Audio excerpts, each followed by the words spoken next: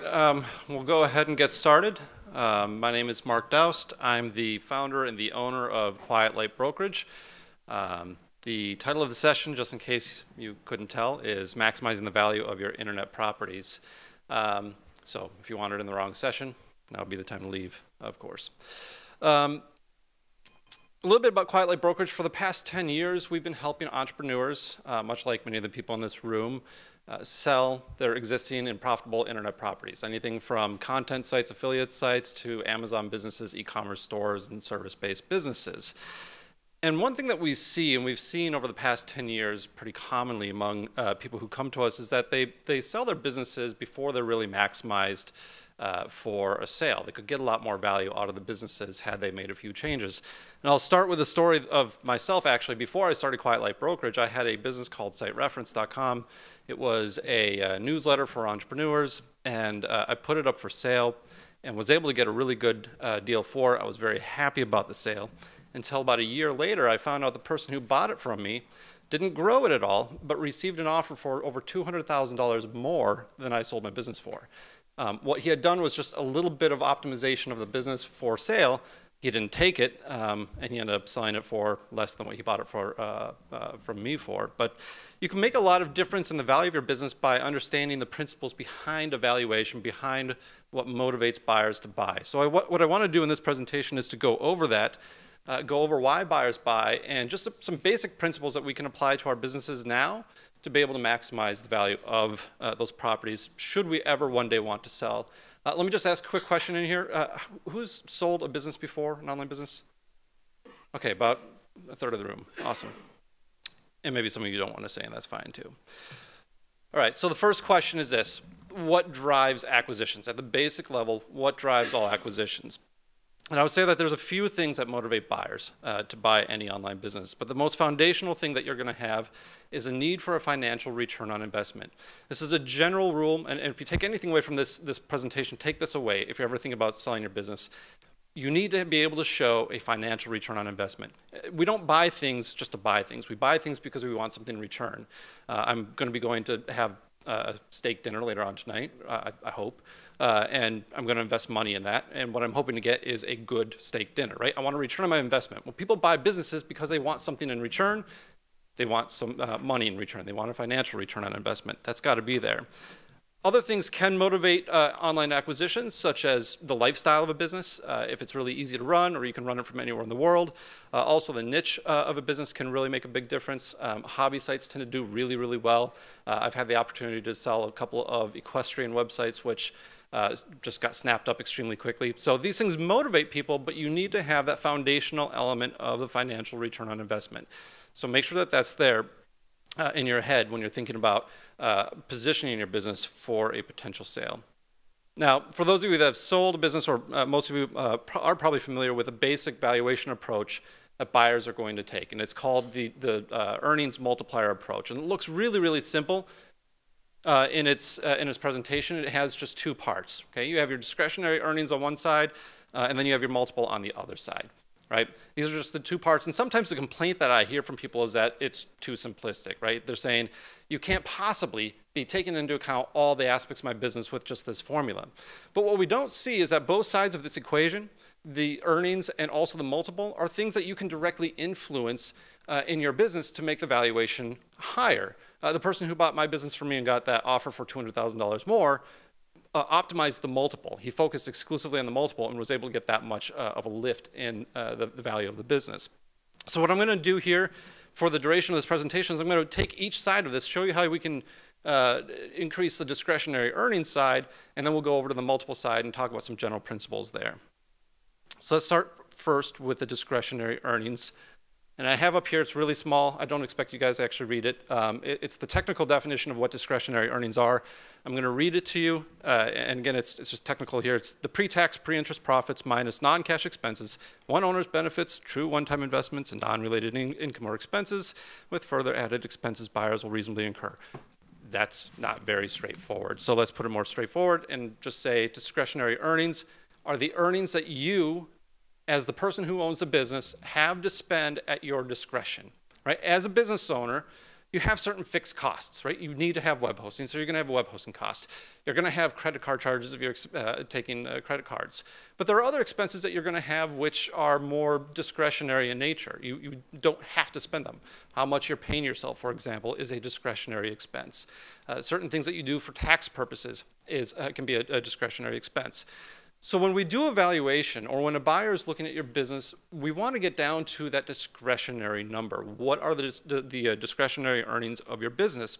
And the way that we do that is we take a profit and loss statement or an income statement like this, and then we go through that technical definition of pre-tax and pre-interest profits and non-cash expenses, which would be like amortization and depreciation. These things that you see on your income statements or tax returns that reduce your tax burden. And we take a look at some of the other discretionary expenses and we just cross them out. We take them out of the income statement and we come up with a new number. And that's how we get to the discretionary earnings number. Now, this is really important to understand because there are certain things which meet this technical definition of discretionary earnings and are very easy to just go ahead and back out of a profit and loss statement. But there's also going to be other expenses in your business which don't necessarily meet that technical definition, and you probably can't back them out in a discretionary earnings calculation. So with that, there's 2 tips here that I would say to increase your discretionary earnings. Well, I'll give you 3. The first is grow your business, but of course that would be something you'd do anyways if you could. So the first thing is remove unnecessary expenses. I'll give you an example. I have another business that I run right now where every month I spend maybe $1,000 to $2,000 on just experimental advertising, right? It's probably not profitable for me. But what I'm doing is I'm searching for gold. I'm searching for those little honey pots, right? Those wells where if I do hit on something, I can pour more money into it. Well, if I was looking at selling that business in a year or so, I would cut those expenses out for that period of time because that's just extra expense which I can't really legitimately back out of a discretionary earnings calculation. Keep in mind when you're looking at this, hold on one second. When you're auditing your expenses, for every dollar that you save in unnecessary expense, on average, you're going to be adding around $2.50 to $3.50 in value to your business, right? So for every $100,000 you save, you're adding $250,000 to $300,000 to $350,000 worth of value in your business. It can make a big difference when you're able to start going through and whittling out some of these expenses. I have an example here on the right-hand side here of a dating site that I worked with, and he added $160,000 in value to his business just by optimizing his pay-per-click ad spend over the course of a year and a half. He was able to reduce his ad spend. He actually made his campaigns better, actually grew the business on top of it, and overall for him, he had more money at the end of the day from the business itself, and he added a lot of value to the business as well.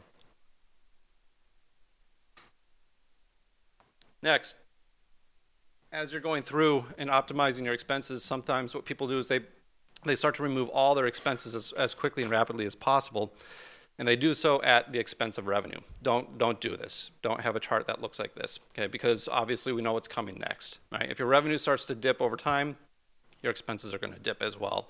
So if you're planning to sell your business again in a year, 2 years, 3 years, taking this course of auditing your expenses, drawing them back is a really good exercise to do.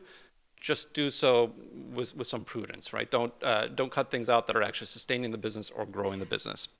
You want your revenue to at least stay flatline. Tip 2, and if this is a little accounting geeky, I apologize. The next section won't be as accounting geeky, but your numbers matter a lot, so it's important to do. All right, so tip 2 is this: use accrual accounting. Do you guys know the difference between accrual and cash basis accounting? Raise your hands if you do. Okay, not a lot of people do. Look, as business owners, I get it. Books aren't really fun. Learn them. It's a really, really vital report for your business. It's the financials of your business are the lifeblood of your business. They tell the story of your business. Understand what they actually mean, and you can do a lot of good with these. And I'll show you what one person did that we worked with.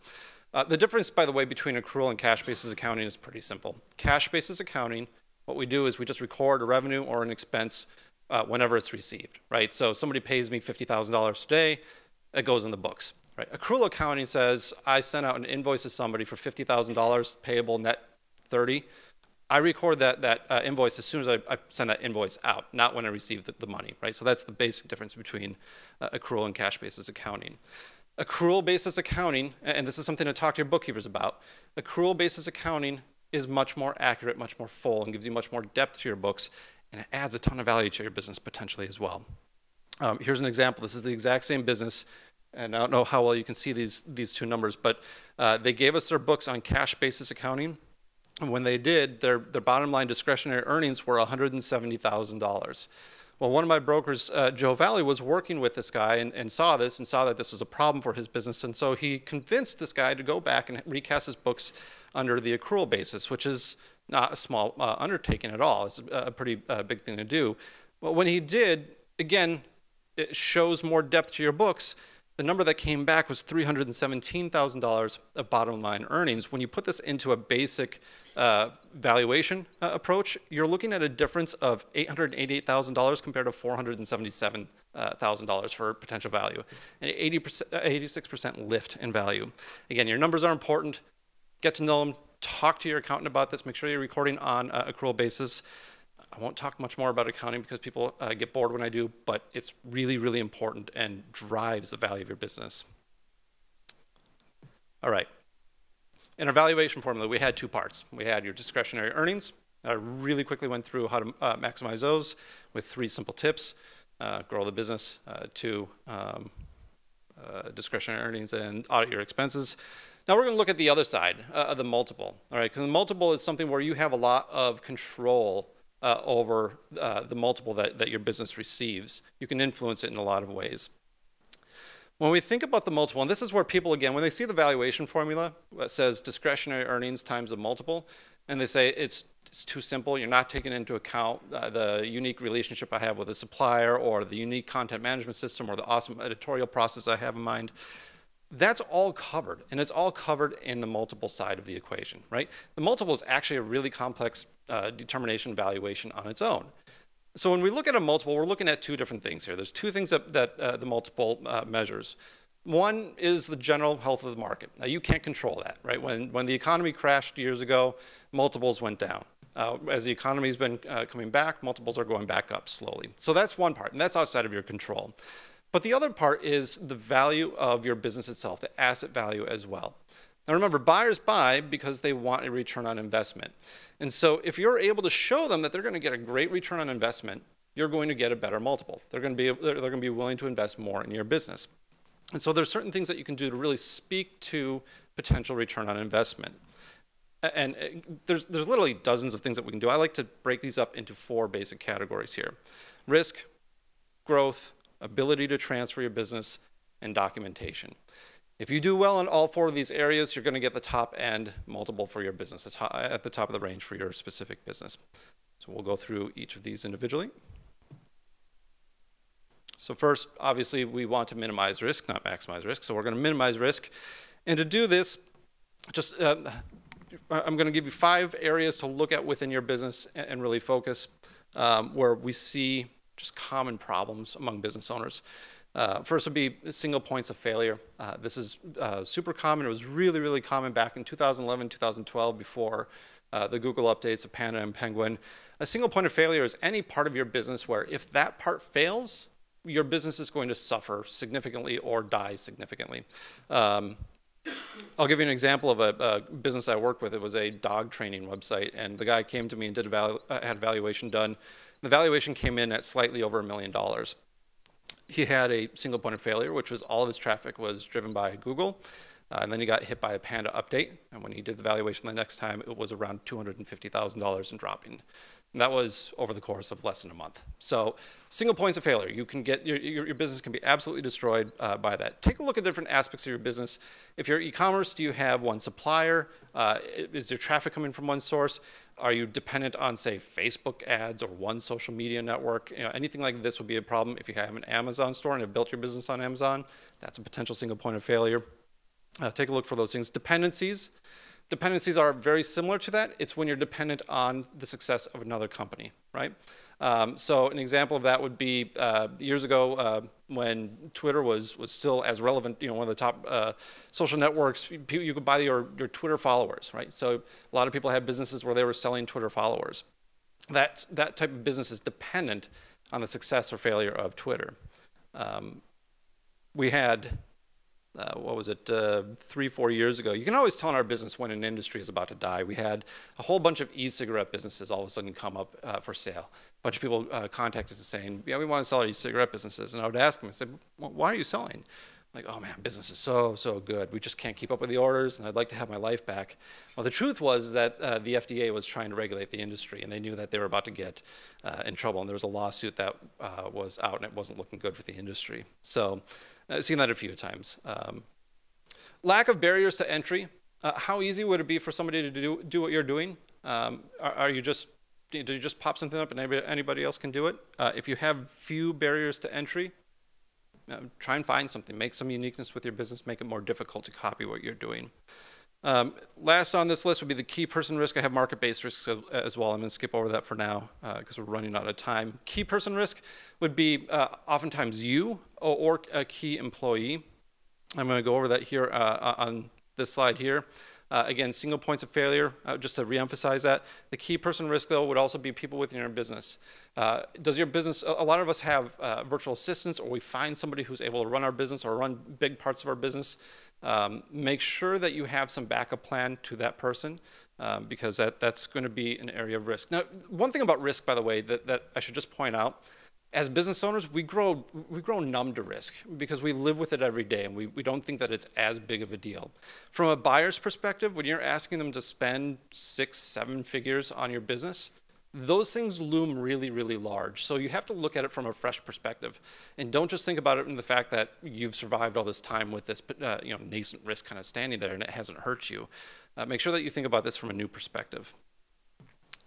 All right. 2, maximizing growth. We want to grow the businesses. We want to show buyers growth. Obviously, if your business is growing or can be grown, a buyer is going to be willing to pay more, right? If the business doubles within the first year, their return on investment is stronger. And remember, buyers buy for a return on investment, first and foremost. A point I'm going to make here that I always emphasize whenever I give a presentation like this, growth prospects are not potential. We hear this all the time when we're doing evaluation on businesses, especially small businesses that are really in that idea stage. People come to us and say, this thing has a ton of potential. Well, I can tell you when most buyers hear the word potential, they just think, yeah, okay, whatever. Everyone has tons of potential. So what's the difference between the two? It's the degree to which you can see the path to untapping that potential or those growth prospects, right? So if you just say, my business could really grow, all it needs is a little marketing and a little extra coding done, and this thing will really take off. Well, that's really kind of, who knows what's actually going to happen there. If you say, if you have, just for example, another product line or a new niche that you can open up in, and you know what that niche looks like, you have all the data, you just haven't done it yet, that's going to be much more of a growth prospect. An example I'll give is we had a lead generation business where the owners had to sell. They were in a position where they had to get out of the business, but they had just won a national award the year before, right? And so they had national companies calling on them, wanting to get a contract with them. That was a growth prospect, right? Whoever bought that business was going to be doing really well as soon as they bought it. So make sure you understand the distinction between the two and be ready to answer the question of why haven't you grown, right? When you look at the growth prospects of your business, you might go through your business and say, we have all these things that we could do to grow the business. Well, the very first question any buyer is going to want to know is, why haven't you done it, right? If these things are really real, if you really could double the size of your business, why haven't you done it? I find that there's 3 basic reasons that somebody wouldn't do this, and I can relate with all these. One would be that you've just achieved a balance in your life, right? You've taken the business as far as you want to go, and you don't want to do any more. I sold a business a few years ago where the guy was selling those koala baby changing stations that you see in bathrooms all the time. And he had taken the business from discretionary earnings of around $35,000 to over $500,000 and was running it out of his garage, right? And was just absolutely killing it. And I said, why are you selling? I mean, you're doing really well. He said, I run it out of my garage. My son helps me. I got an extra garage that we don't park our cars in there. He's like, in order to grow, I'm going to have to take on staff, and I'm going to have to start managing, and I just don't want to do that. I get that. That's fair. The second reason that you may not have grown is maybe you're already pursuing the growth, you just haven't gotten there yet, right? Maybe you had to add some code to the site or open something else up. That happens quite frequently as well. The last reason would be if you think that you have a growth prospect and you're not actually growing or not actually pursuing it, it might actually just fall in that potential category. Maybe it's not really real, or you don't know what it's going to be. So as you're going through and analyzing your growth prospects, take a look at those three things. All right, we're running out of time, so I'm going to get moving here. The most important indicator of growth is growth, right? So the timing of when you decide to sell your business is super important. While saying this, what I'll say real quick is don't sell if you're growing too quickly. Don't sell if you're declining unless you just absolutely need to get out, right? So those are the two conditions where I would say don't sell. If you're growing too quickly, you won't get the value out of your business. If you're in decline, you're going to just get killed in your valuation. All right, third, ability to transfer. We'll go through this one quickly because, again, we are running out of time. The ability to transfer your business, which influences your multiple, is how easy is it for somebody to take over your business from day one, right? So how easy is it for somebody to come in your business and run it without any disruption to the business itself? We see three common areas of problems here. Blogs are really famous for this first one here, the personal branding. How closely related is a business to you and your personal brand? We just sold a business that had this very issue. The person's face was all over the website. Right? You can't sell yourself unless you're willing to let somebody else use your image and your name. And if you are, then you have to be comfortable with what they do with that. And so make sure that you take and remove your personal brand from your business if you're able to do so. I have a picture up here of the Dread Pirate Wesley. If you're fans of Princess Bride at all, you'll know that he says in there at one point, I'm sorry, the Dread Pirate Roberts. You'll know that he says in there, no one would surrender to the Dread Pirate Wesley. It's the name that inspires fear in people, right? And it's a lesson in personal branding. You want to have a brand as opposed to yourself. Personal relationships. If you have family or friends that help you out with your business, or if you're really close to vendors or key suppliers or anyone like that, will those relationships transfer over to the next owner?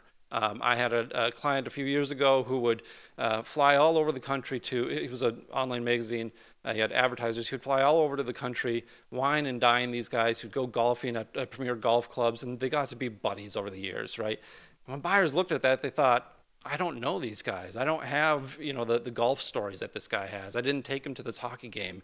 Are they going to really transfer over to me? Are they going to do that? And in that sort of case, you really have to plan a longer transition to be able to make sure that that relationship transfers over. All right, and then last would be personal expertise. If you do something really, really well, if you're just killer at conversion optimization or killer at PPC, these are things that you need to keep in mind for the next owner. All right, are they going to have these skills, or what skills will they need to have? For all of these things, just make plans, and again, all this, you can take care of most of these problems if you have a good year in advance to plan your exit. Personal expertise, you can write things down in documentation, which is the fourth thing we're talking about. Okay, this is the one that's completely under your control. Clean documentation is the fourth area that you can use to influence your multiple. Make sure that you have your business well documented. I already spent a little bit of time on your books and getting your books clean. Making sure that your financials are clean is your #1 priority. I've never talked to a single person who sold their business who didn't tell me that was way more emphasis on the financials than I expected. It's a lot. You have to have your bank account statements, your tax returns. Everything needs to be organized, needs to be separated. You need to be able to verify everything because buyers buy for a financial return on investment. They're not going to just take your word for it. Next, standard operating procedures, especially if you have key employees or especially if you do things particularly well, write these things down into standard operating procedures. It makes a business just a ton more transferable, makes it a lot easier for somebody to come into the business and run it from day one. 3, business structure. I had a client do this recently, and it made a big difference. She took the time to map out her business. She said, here's my advertising, and here's where I advertise. Here's my fulfillment, and here's who handles all this. Right? You know your business, but the person buying the business doesn't. When they see all of this, it gives them confidence that what they're buying is a business. They're not buying your personal day job. Right? So document these things, put them in nice structured documents so that people can easily come in and run the business from day one. Last but not least, your contracts and relationships. Make sure that those are all in line. Collect those contracts because you're going to be needing them when you do sell the business. All right, last slide here is just the impact of clean documentation. It's more than just making it easy for a buyer to take over the business. It also has a psychological effect in the process of a sale. If you have clean documentation, if somebody asks for a report and you're able to bring it up just at a single moment, it's going to make everything seem less risky for the buyer. And remember, risk is that the first element that influences your multiple. If everything is there right in front of them, it makes it a lot easier for them. This is a quote from a buyer that actually bought a business from us. I asked him about clean documentation and the importance from it. He's actually bought 7 businesses in 2 years. And what he says here is, he says, some small business owners just don't have their shoelaces tied. We're entrepreneurs. We run down the street at 60 miles an hour leading the charge. But the mess behind us takes a culture of discipline. I've walked away from deals right from the start because it's not organized. The organization lets due diligence go smoothly because any concern you have, the answer is right there. So there you go. From a buyer directly who's bought 7 businesses, he'll walk away from a deal if it looks messy. I can tell you from a brokerage standpoint, we'll walk away from a deal if it's not organized as well. So, all right, that's that. That was about 5 minutes longer than I wanted, but we have about 5 minutes for Q&A if anyone has questions. And we have a microphone, so flag down the microphone. Anyone? I know I have a few people here that are plants to give me easy questions, so one of you guys should step up now. Yeah, no?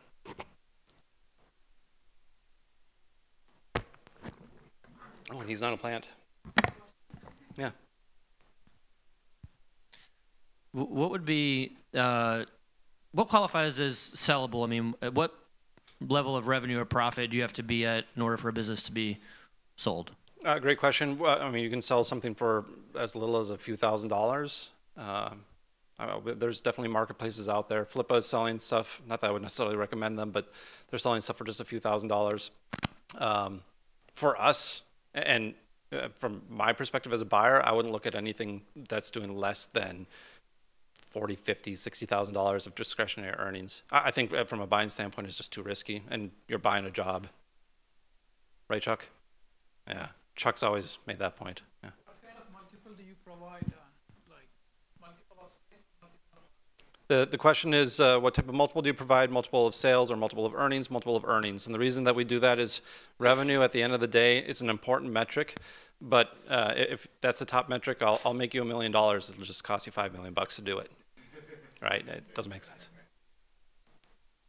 Yeah, Chuck. This is one of my plants. So what's the best types of business to sell? Like, what are you seeing the highest multiples on? Highest multiples by far would be SaaS. Anything subscription based, but SaaS is very, very hot as far as that. E-commerce is doing pretty well as well, but SaaS is, you can get multiples on the top end of 4.5. E-commerce 3.5 would be the top end from what we're seeing right now.